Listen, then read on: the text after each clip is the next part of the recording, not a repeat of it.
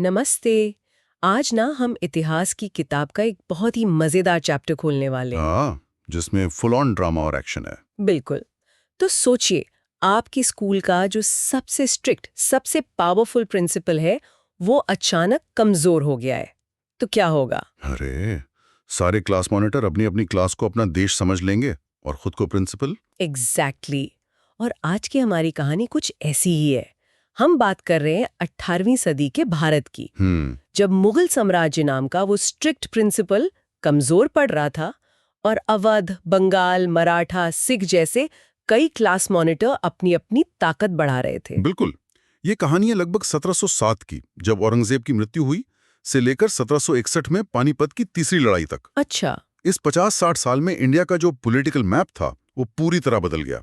एक बड़ा साम्राज्य टूटा और कई नए राज्य बने। तो आज हम इसी कहानी की गहराइयों में उतरेंगे, समझेंगे कि इतना बड़ा मुगल एम्पायर ताश के पत्तों की तरह क्यों बिखर गया और वो कौन सी नई शक्तियां थीं जो इस खालीपन को भरने के लिए आगे आईं। चलिए शुरू करते हैं। तो सबसे पहला और सबसे बड़ा सवाल, ये मुगल एम्पायर इतना विशाल और ताकतवर था, वो अचानक कमजोर कैसे पड़ गया? What went wrong? देखिए, अचानक कुछ नहीं हुआ। इसकी नींव तो औरंगजेब के समय में ही पड़ गई थी। अच्छा। उन्होंने अपनी जिंदगी के आखिरी 25 साल दक्कन यानी साउथ इंडिया में एक बहुत लंबी और महंगी लड़ाई में गुजार दिए। 25 साल? हाँ, सोचिए, 25 साल तक लगातार लड़ाई। इससे साम्राज्य का खजाना लगभग खाली हो गया और सेना भी बुरी तरह थक गई। मतलब जैसे कोई अपनी सारी पॉकेट मनी एक ही वीडियो गेम पर खर्च कर दे और फिर उसके पास कुछ ना बचे। बिल्कुल वैसा ही। तो औरंगजेब के बाद जो बादशाह आए, क्या वो सिचुएशन को संभाल पाए? नहीं, यहीं से असली दिक्कत शुरू हुई। औरंगजेब के बाद आने वाले बादशाह उतने काबिल नहीं थे।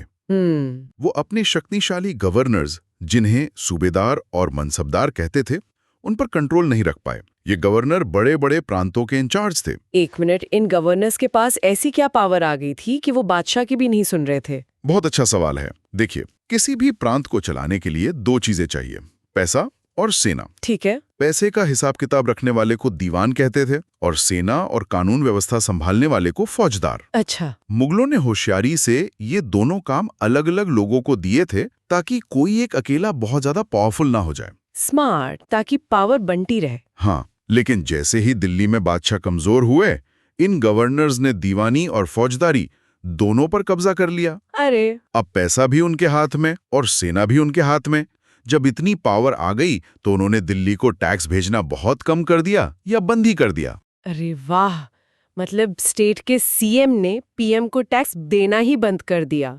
और अंदर से भी तो कुछ गड़बड़ चल रही थी, है ना? अंदर से भी तो कुछ गड़बड़ चल रही थी, है ना, दरबार में। बिल्कुल। दरबार में अमीरों के मतलब नोबल्स के दो बड़े ग्रुप बन गए थे, ईरानी और तुरानी। ईरानी और तुरानी? हाँ, तुरानी वो थे जो मध्य एशिया से आए तुर्की मूल के थे और ईरानी फारसी मूल के। ये दोनों ग्रुप्स एक दूसरे से हमेशा लड़ते रहते थे कि किसका दबदबा ज्यादा होगा। हालत इतनी खराब हो गई थी कि बाद के बादशाह तो इनके हाथों की कठपुतली बन गए थे। कठपुतली मतलब ये ग्रुप जिसे चाहते बादशाह बनाते और जिसे चाहते हटा देते। क्या बात कर रहे हैं? हाँ, फर्रुखसियर और आलमगीर द्वितीय जैसे बादशाहों की तो हत्या कर दी गई। अहमद शाह और शाह आलम द्वितीय को अंधा कर दिया गया। सोचिए, एक साम्राज्य के बादशाह का ये हाल था। बाप रे। सब घर के अंदर ही इतनी लड़ाई हो तो बाहर वाले तो फायदा उठाएंगे ही। मैंने नादिर शाह के बारे में पढ़ा है। सही पकड़ा है, जब घर कमजोर होता है तो लुटेरे आते ही हैं। 1739 में ईरान के शासक नादिर शाह ने दिल्ली पर हमला किया। और वो हमला नहीं, एक कहर था। उसने दिल्ली को बुरी तरह लूटा। कितना लूटा होगा, कुछ अंदाजा है? उस समय के हिसाब से सोच से भी परे। कहा जाता है कि वो 60 लाख रुपए कैश, हजारों सोने के सिक्के, लगभग 1 करोड़ का सोना, 1 करोड़ का सोना, 50 करोड़ के गहने और सबसे कीमती शाहजहां का बनवाया हुआ मयूर सिंहासन यानी पीटॉक थ्रोन भी अपने साथ ले गया। 50 करोड़ के गहने? दिल्ली तो सड़क पे आ गई होगी। बिल्कुल। एक चश्मदीद ने लिखा था, जो कल तक मालिक थे वो आज बेघर हो गए। अरे बाप रे। शहर मलबे का ढेर बन गया था। और ये सिर्फ एक बार नहीं हुआ। इसके बाद अफगान शासक अहमद शाह अब्दाली ने 1748 से 1761 के बीच उत्तर भारत पर 5 बार हमले किए। 5 बार? हाँ, और खूब लूटपाट की। तो आप देखिए, अंदर से गवर्नर हाथ से निकल गए, दरबार में लड़ाइयां हो रही हैं और बाहर से लुटेरे आ रहे हैं। मुगल साम्राज्य का पतन तो होना ही था। तो जब दिल्ली का ये हाल था, मतलब प्रिंसिपल का ऑफिस खाली पड़ा था, हाँ। तब अलग अलग इलाकों के मॉनिटर्स क्या कर रहे थे? हाँ। चलिए अवध और बंगाल से शुरू करते हैं, जो मुगलों के ही प्रांत थे। हाँ, ये बहुत इंटरेस्टिंग केस है। इन्हें सक्सेसर स्टेट्स कहते हैं। ये टेक्निकली तो मुगल साम्राज्य का हिस्सा थे, पर असल में आजाद हो चुके थे। अच्छा। अवध में सादत खान नाम के एक बहुत पावरफुल गवर्नर थे। उन्होंने धीरे धीरे अवध का पूरा कंट्रोल अपने हाथ में ले लिया। उन्होंने अपनी खुद की टैक्स कलेक्शन सिस्टम बनाई और दिल्ली पर अपनी निर्भरता लगभग खत्म कर दी। तो मतलब वो कहने को तो मुगल गवर्नर थे, पर चला नहीं रहे थे। एग्जैक्टली। यही हाल बंगाल में मुर्शिद कुली खान ने किया। वो बहुत काबिल एडमिनिस्ट्रेटर थे। उन्होंने बंगाल का सारा रेवेन्यू सिस्टम सुधार दिया और बंगाल को एक बहुत अमीर प्रांत बना दिया। उन्होंने भी दिल्ली को टैक्स भेजना बंद तो नहीं किया, हाँ। पर नाम मात्र का भेजते थे। सारी असली दौलत और पावर बंगाल में ही रखते थे। स्मार्ट मूव था ये। अब बात करते हैं राजपूतों की। वो तो हमेशा से बड़े योद्धा रहे हैं। उन्होंने इस मौके का फायदा कैसे उठाया? राजपूत राजा खासकर आमेर यानी जयपुर और जोधपुर के मुगलों के वफादार सहयोगी थे। लेकिन अब वो भी वतन जागीर यानी अपने पुश्तैनी इलाकों से बाहर निकलकर आसपास के अमीर इलाकों पर कब्जा करना चाहते थे। इसमें सबसे बड़ा नाम तो सवाई राजा जयसिंह का आता है ना? जयपुर वाले। बिल्कुल। आमेर के सवाई राजा जयसिंह एक कमाल के व्यक्ति थे। वो एक महान राजनीता तो थे ही, साथ ही एक बेहतरीन साइंटिस्ट और टाउन प्लानर भी थे। उन्होंने जयपुर जैसा खूबसूरत शहर बसाया जो आज भी आर्किटेक्चर का एक नमूना है। और वो जंतर मंतर भी तो उन्होंने बनवाया था। हाँ, एक नहीं 5 बनवाए थे। 5? दिल्ली, जयपुर, उज्जैन, मथुरा और वाराणसी में ये एस्ट्रोनॉमिकल ऑब्जर्वेटरीज थीं, यानी स्पेस और ग्रहों की स्टडी करने की जगह। कमाल है।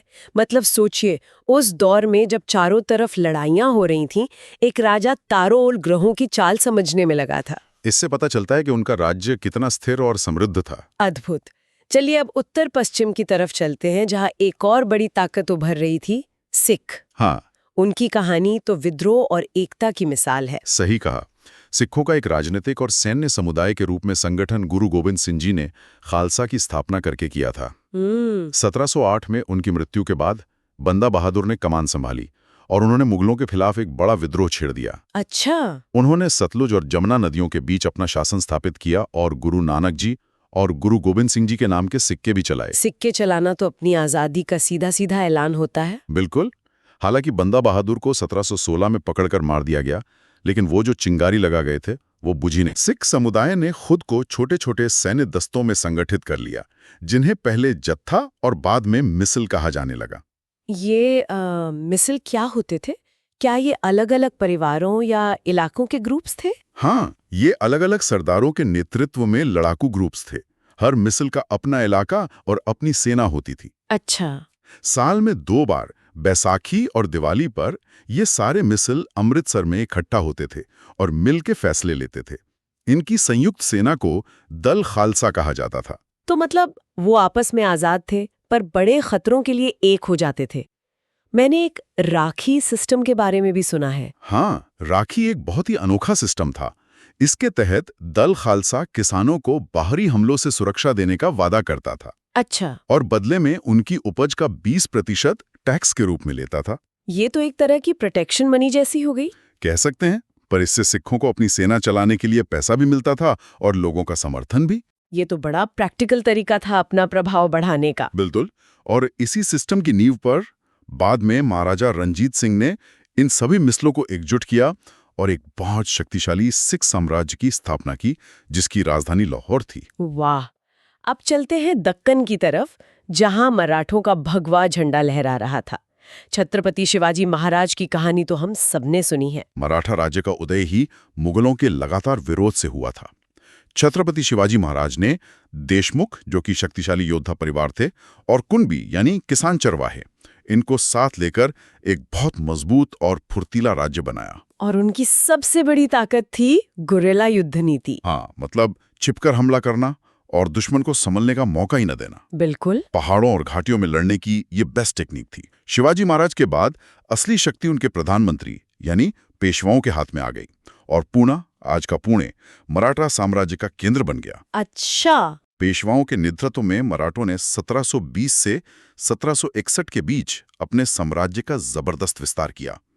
उन्होंने मालवा और गुजरात जैसे अमीर प्रांत मुगलों से छीन लिए। मैंने इनके दो खास तरह के टैक्स के बारे में पढ़ा है, चौथ और सरदेशमुखी। ये सिर्फ टैक्स थे या इसके पीछे कोई और रणनीति थी? ये सिर्फ टैक्स नहीं थे, ये मराठा पावर को स्थापित करने का तरीका थे। कैसे? चौथ का मतलब था उपज का चौथाई हिस्सा, यानी 25%। ये उन इलाकों से वसूला जाता था जहां मराठे सीधे सीधे राज नहीं करते थे, लेकिन अपना दबदबा रखते थे। अच्छा। ये एक तरह से हमला न करने की फीस थी। अरे वाह! मतलब या तो चौथ दो या फिर लड़ाई के लिए तैयार रहो। और सरदेशमुखी? सरदेशमुखी 9-10% का एक अतिरिक्त टैक्स था, जो मराठे ये कहकर वसूलते थे कि वो उस पूरे इलाके के मुख्य देशमुख यानी सरदेशमुख हैं। इन दोनों टैक्स से न सिर्फ मराठों को बेहिसाब पैसा मिला, बल्कि जिन इलाकों से ये वसूले जाते थे वहां मुगल बादशाह की सत्ता अपने आप खत्म हो जाती थी। लेकिन अगर वो इतने पावरफुल थे, तो 1761 में पानीपत की तीसरी लड़ाई में अहमद शाह अब्दाली से क्यों हार गए? इसके कई कारण थे। एक तो ये कि उनके लगातार हमलों और टैक्स वसूलने की वजह से उत्तर भारत के दूसरे राजा जैसे राजपूत और जाट उनसे खुश नहीं थे। अच्छा।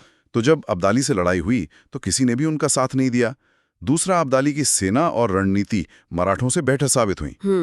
इस हार से मराठों का उत्तर भारत में विस्तार रुक गया, लेकिन वो खत्म नहीं हुए।